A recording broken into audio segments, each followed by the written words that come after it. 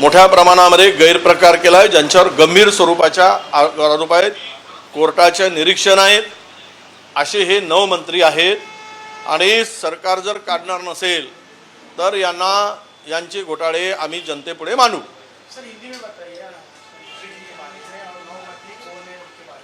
देखिए, Ghorpade Santaji Ghorpade sugar factory के बारे में पीएलएमए कोर्ट ने स्पष्ट रूप से उनका मत उन्होंने निरीक्षण वहाँ पे दिया है।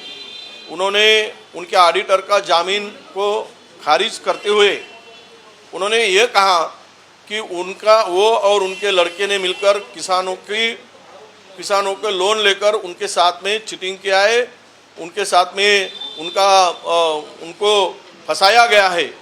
तो ये स्पष्ट रूप से अगर किसानों के साथ कोई मंत्री किसानों को लूट करता है, किसानों को फंसाता है, चीट करता है, तो किसानों के साथ खिलवाड़ करने वाले ऐसे मंत्री को उस पद पर रहने का अधिकार है क्या? और ये हमने नहीं कहा, पीएलएमए कोर्ट ने कहा है। तो उनका तुरंत मैं कहता हूँ, अगर सरकार को थोड़ी भी ईमानदारी की अगर ये है और किसान के प्रति थोड़ा भी उनको कुछ आधार है ऐसा लगता है, तो किसान के प्रति कुछ उनकी भावनाएं शुद्ध है, तो उन्होंने तुरंत ये हसन मुशर्रफ का रिजाइन लेना चाहिए।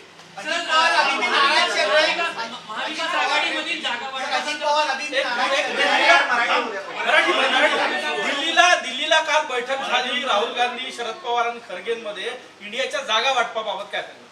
नाही, आता ही बैठक सुरू झालेली आहे। जागा वाटपाचं सूत्र खरं म्हणजे दिल्लीतच ठरतो आहे।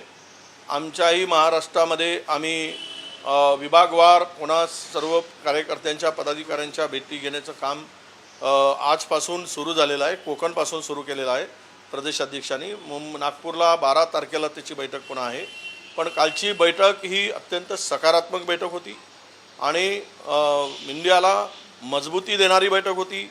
त्यामध्ये आजच्या परिस्थितीमध्ये या एजन्सीचा वापर करून इंडियाचा जो आवाज दाबण्याचा प्रयत्न होत आहे, राहुल गांधींना सुद्धा बदनाम करण्याचा प्रयत्न जो चाललेला आहे, त्यावरही कदाचित चर्चा झाल्याची संकेत आहेत।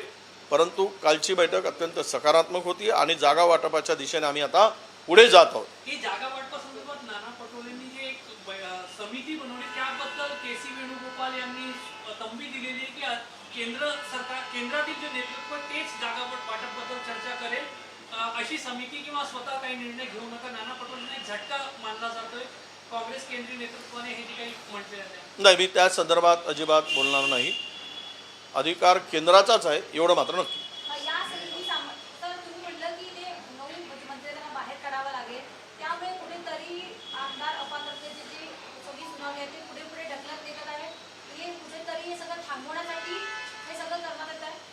हे बघा, या 16 आमदारावर कारवाई होणारच। आजचं मरण उद्यावर एवढाच त्यातून वेळ म्हणजे चालढकल चाललेली आहे, वेळ काढूपणा चाललेला आहे। जर त्यांच्यावर कारवाई व्हायचा प्रश्न नसता तर इतक्या दिवस ते लांबवण्याचा प्रश्न आला नसता किंवा लांबवण्याची गरज पडली नसती। परंतु त्यांना अपात्र करणं हे आता कायद्याच्या मधून कोणी वाचू शकत नाही, सुटू शकत नाही। आणि अशा परिस्थितीमध्ये या सगळ्यांना हा वेळ काढून घेणं आणि तोपर्यंत या सरकारने जे काही 3 लोकांचं सरकार बनवलं, 3 पार्टीचं सरकार बनवलं, 3 लुटारूंचं जे सरकार आहे, या तिघांनी मिळून प्रयत्न केला की राज्यातील परिस्थिती सुधारेल।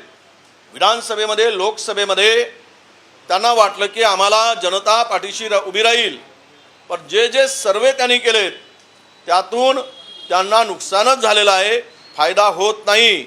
आणि अशा परिस्थितीमध्ये ज्यावेळेस फायदा दिसत नाही त्यावेळेस त्यांना वाटायला लागलं की या जे करप्ट मंत्री आहेत, ज्यांच्यावर गंभीर आरोप आहेत, भ्रष्टाचारचे त्यांनी तक्रारी केलेल्या आहेत किंवा कोर्टाने निरीक्षण नोंदलेलं आहे, अशा 9 मंत्र्यांना काढण्याची तयारी सुरू झाली आहे।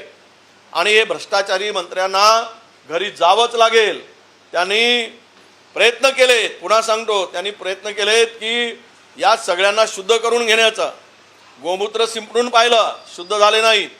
त्यांना वॉशिंग मशीनमध्ये टाकून पाहिलं, तरी चालत ते निघते बाहेर, तरी ते ते आम्ही आमच्या बोलण्याच्या युगातून त्यांना बाहेर काय पडता आलं नाही, परंतु कारण वो कहते हैं ना ये दाग बड़े जिद्दी है निकलते ही नहीं, अशी परिस्थिती या 9 मंत्र्यांची झालेली आहे आणि म्हणून त्यांना काढल्याशिवाय पर्याय नाही.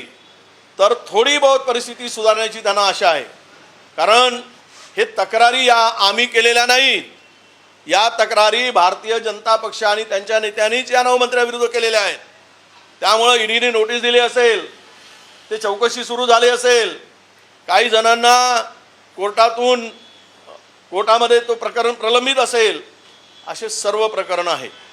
यातून सरकारला मला वाटतं वाचण्याची संधी नाही, हाच पर्याय आहे की त्या भ्रष्टाचारी मंत्र्यांना बाजूला करणं. तुम्ही नांदेडला जाऊन आले, तिथे एक समिती नेमली होती, परंतु त्या समितीने त्या रुग्णालयाला क्लीन चिट दिलेली आहे. नाही, रुग्णालयाची दोषच नाही, मी सुद्धा मानतो. रुग्णालयाला काय दोष आहे? सरकारचा दोष आहे. 302चा खुनाचा गुन्हा सरकारवर नोंदवला पाहिजे, संबंधित मंत्र्यावर नोंदवला पाहिजे. तुम्ही 3 वेळा स्वच्छतेचे टेंडर काढल्यानंतर तुम्ही लोक त्या ठिकाणी टेंडर पास करत नाही आणि 3 वेळा मंत्रालयात टेंडर जाऊन परत आलेला आहे.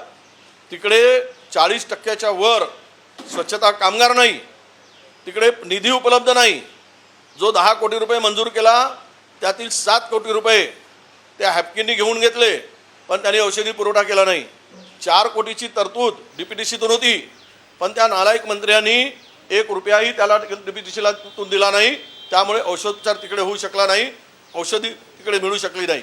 जर आपण पाहत होतो विरोधी पक्षनेते विजय वडेट्टीवार यांनी पुन्हा एकदा राज्य सरकारवर टीका केली आहे. सोबतच शेतकऱ्यांबद्दल सरकारला आस्था नाही असंही त्यांनी म्हटलंय.